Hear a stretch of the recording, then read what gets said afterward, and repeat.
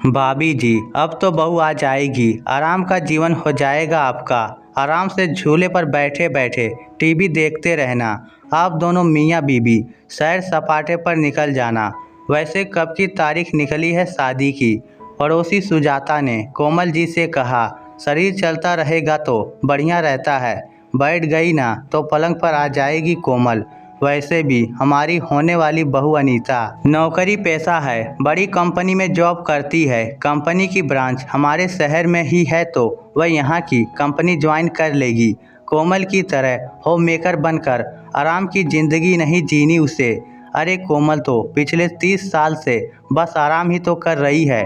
कौन सा उसे पैसे कमाने के लिए मेहनत करनी पड़ती है।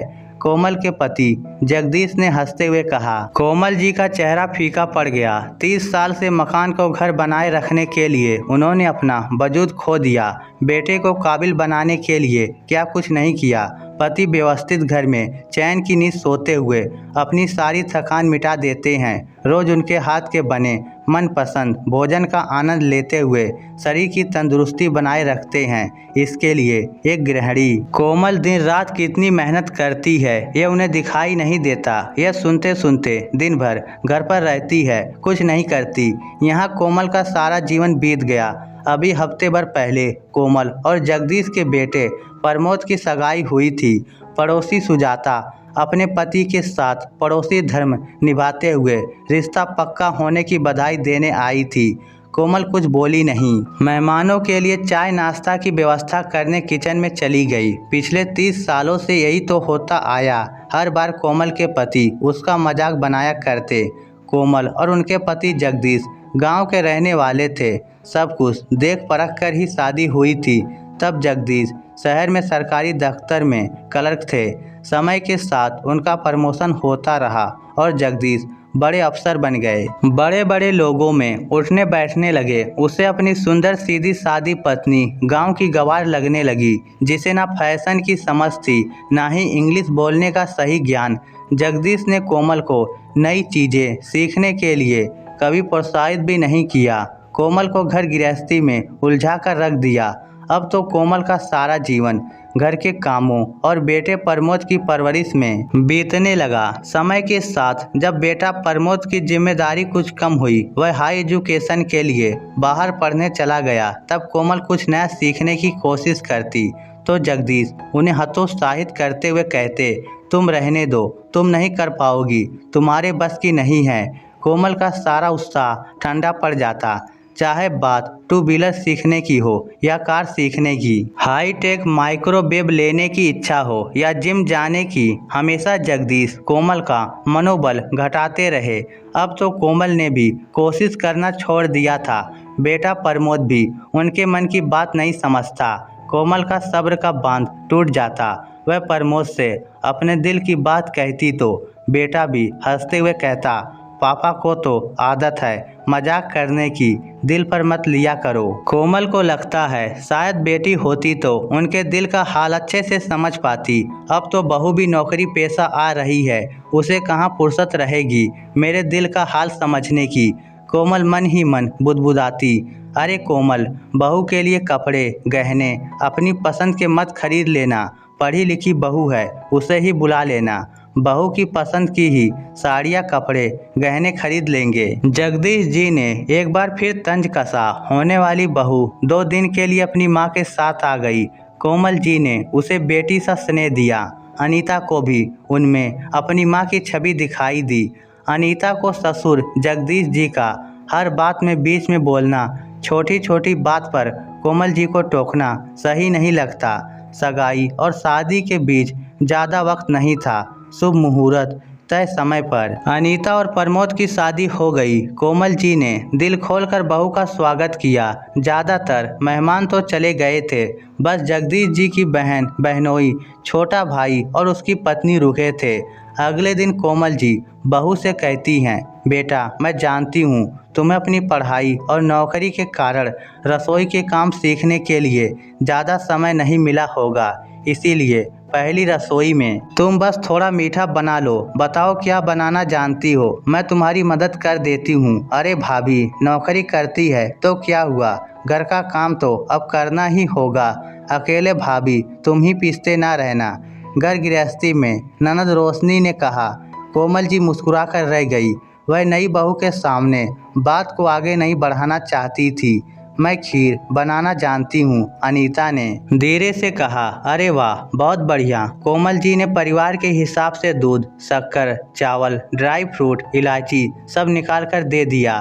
कोमल जी के निर्देश में अनीता ने बहुत स्वादिष्ट खीर बनाई। जगदीश जी और सारे रिश्तेदारों ने अनीता की बहुत तारीफ की और शगुन दिया। कोमल जी के हाथ की पनीर की सब्जी खाते ही अनीता बोल पड़ी, मम्मी आपने बहुत ही टेस्टी खाना बनाया है। दाल में हींग का छौंक, पनीर की रंगत देखकर ही भूख तेज हो गई।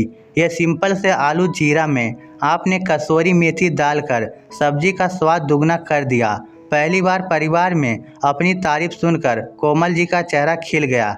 तभी रंग में भंग करने जगदीश जी बीच में बोल पड़े, अरे रसोई में निकली है सारी जिंदगी, इतना तो आ ही गया है इसको। अनीता को अपनी सास के लिए फिर बुरा लगा। 1-2 दिन में सारे मेहमान भी चले गए और प्रमोद और अनीता सिंगापुर मलेशिया की ओर निकल गए।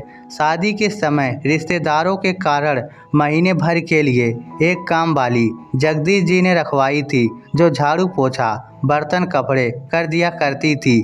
खाने की जिम्मेदारी अब भी कोमल जी की ही थी। हमेशा से कोमल जी ही घर के सारे काम किया करती थी, क्योंकि जगदीश जी के अनुसार 3 लोगों का काम ही कितना होता है। सुनो कोमल, अब सारे मेहमान चले गए हैं तो कल से काम वाली को आने से मना कर देना। पहले की तरह ही सारे काम करोगी तो शरीर में स्फूर्ति बनी रहेगी। अब तुम इतनी भी बूढ़ी नहीं हुई हो। जगदीश जी ने फरमान सुना दिया। कोमल जी ने हाँ में सिर हिला दिया। बेटा बहू घूम फिर कर हफ्ते भर में आ गए। मम्मी आज काम वाली नहीं आने वाली क्या? कोमल जी के बर्तन मांजते हुए देख अनीता ने पूछा। अरे बेटा, हमेशा से कोमल ही काम करती आई है। 3-4 लोगों के लिए काम वाली की ज़रूरत नहीं है। इसे कहाँ ऑफिस जाना है, दिन भर में आराम से सारे काम कर लेगी। तुम तैयार होकर फटाफट ऑफिस जाने की तैयारी करो। जगदीश जी बोल पड़े। जगदीश जी नहीं जानते थे कि ऐसी बातें सास बहू के रिश्ते में दरार भी डाल सकती है। लाइए मम्मी, मैं बर्तन झाड़ू पोछा कर देती हूँ, आप रसोई संभाल लीजिए, अनीता ने कहा। कोमल जी अनीता को प्यार से निहारने लगी। ऐसी प्यारी और समझदार बहू पाकर वह मन ही मन भगवान को धन्यवाद करने लगी। दोनों सास बहू घर में शांति बनाए रखने मिलजुल कर समय से सारे काम करने लगी। कोमल जी काफ़ी समय से मायके नहीं गई थी, क्योंकि उनके जाने से जगदीश जी की व्यवस्थित दिनचर्या अव्यवस्थित हो जाती थी। खाना तो बाहर खा लेते, पर समय से भीगे बादाम, अंकुरित सलाद, हल्दी वाला दूध जो नहीं मिलता था। एक बार कोमल जी जगदीश से कहती हैं, सुनिए, मेरी भाभी के पैरों में प्लास्टर चढ़ गया है, मैं उन्हें देखने जाना चाहती हूँ। यहाँ बहू तो है, सब संभाल लेगी। हाँ ठीक है, चली जाओ, बहू होशियार है, सब संभाल लेगी, पर जल्दी आ जाना। आशा के विरुद्ध जगदीश जी ने जवाब दिया। कोमल जी के जाने के बाद अनीता के लिए सब मुश्किल हो रहा था। जगदीश जी को कोई भी चीज़ समय पर नहीं मिल पा रही थी। भीगे बादाम, अंकुरित सलाद, रायता, मीठा तो उन्हें मिला ही नहीं। मुश्किल से सुबह की चाय और सादी दाल, एक सब्जी, वह भी कच्ची पक्की, टेढ़ी मेढ़ी रोटी के साथ मिलती। पापा जी, मम्मी कितने अच्छे से सब संभाल लेती हैं, एक से बढ़कर एक वैरायटी के आइटम बनाती हैं, खाने में बहुत स्वादिष्ट बनाती हैं।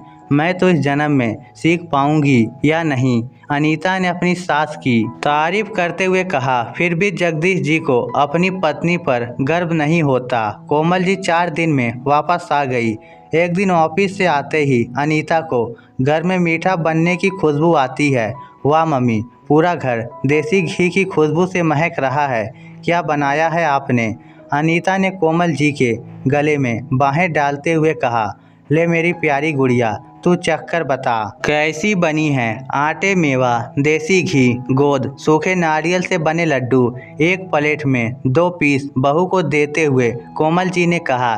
इसके साथ चाय की जगह 1 गिलास दूध पी लेना, बहुत सेहतमंद रहते हैं। अरे मम्मी, यह तो गजब है, सुपर टेस्टी, स्वाद से भरपूर और हेल्थ के लिए भी लाभदायक है। मम्मी आप मुझे इसकी रेसिपी सिखाइएगा। अनीता ने लड्डू मुंह में डालते हुए कहा। तुम्हें पसंद आया बेटा, तुम्हारे पापा जी को भी बहुत पसंद है। तुम कल ऑफिस भी ले जाना। 4-5 बजे हल्की भूख लगे तो इसे खा लेना। कोमल जी बोली। ठीक है मम्मी, मैं ध्यान से रख लूँगी। अनीता अंकुरित सलाद, ड्राई फ्रूट, लड्डू लेकर ऑफिस जाती है। मम्मी आपके हाथों में तो जादू है। सभी ने बहुत तारीफ की है। और मम्मी जी अच्छी बात यह है कि आपको 5 किलो ड्राई फ्रूट लड्डू बनाने का ऑर्डर भी मिल गया है। क्या आप मेरे दोस्तों के लिए बना दोगी? मैं आपको ज़रूरत का सारा सामान ला दूंगी और आपकी मदद भी करूंगी। अनीता ने कहा। कोमल जी ने हामी भर दी। कोमल जी को सारी सामग्री बनाने में 2-3 दिन लग गए। अनीता सुंदर से बॉक्स में पैक करके ले गई। शाम को ऑफिस से आते ही अनीता ने कोमल जी के हाथ में 1000 रुपये रख दिए। मम्मी ये आपकी काबिलियत का थोड़ा सा भुगतान। सारी लागत निकालने के बाद 5 किलो में से 1000 का मुनाफा हुआ है। सब आपके अंकुरित स्प्राउट के भी फैन हो गए हैं। मैं क्या कहती हूँ मम्मी, आप इसे अपना बिजनेस क्यों नहीं बना लेती? आपकी काबिलियत को एक पहचान भी मिल जाएगी और आमदनी भी हो जाएगी। क्या कहती हैं आप? अनीता ने उत्साहित होते हुए कहा। अरे नहीं नहीं, ये बिजनेस मेरे बस की बात नहीं है। तुम्हारे पापा जी को पता चला तो? कोमल जी ने डरते हुए कहा। आप अपने आप पर भरोसा तो रखें, आगे का आगे देख लेंगे। मुझे तो आपकी काबिलियत और आपके हुनर पर पक्का भरोसा है। अनीता ने कोमल जी को मोटिवेट किया। अनीता ने कोमल जी की मदद के लिए एक सहायिका रख दी जो उनके निर्देश पर उनकी हर संभव मदद करती। अनीता ने एक व्हाट्सएप पर ग्रुप भी बना लिया। कोमल जी के द्वारा बनाए गए व्यंजनों की फ़ोटो खींचकर भेजती, साथ साथ उनके दाम भी बता देती।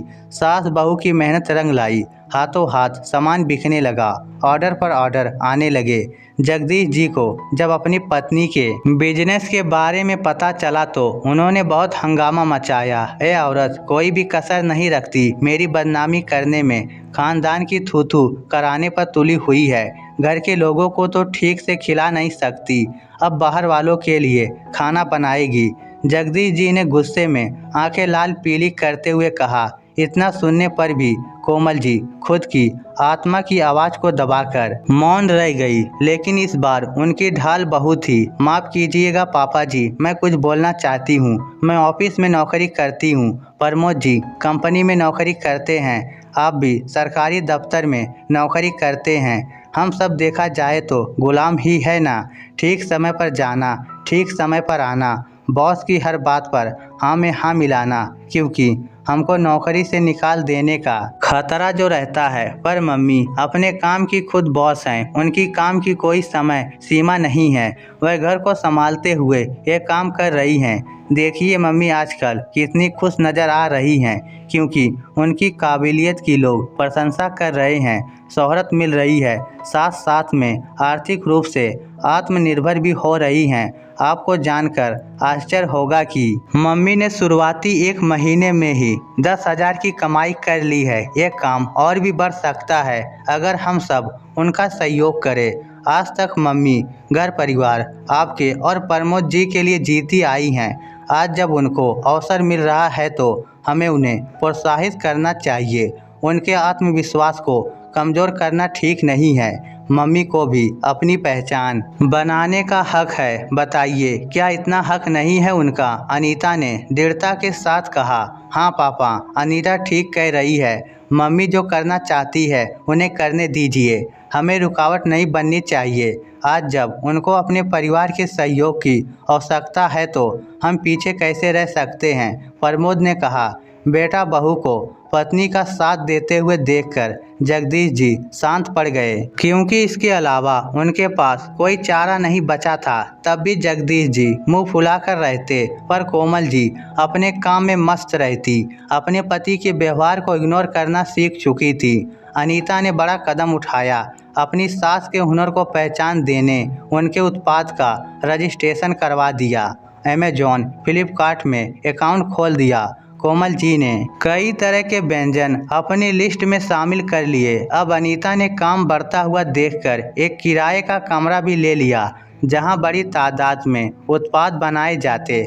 आज कोमल जी बहू की मदद से अपनी पहचान बनाने में कामयाब हो गई। उन्हें अपने हिसाब से जीने का हक मिल गया। सास बहू ने साबित कर दिया था कि अगर दिल से माने तो सास भी माँ जैसी होती है और बहू बेटी जैसी। इस स्टोरी को लेकर आपकी क्या राय है, नीचे कमेंट करके हमें ज़रूर बताइएगा। धन्यवाद।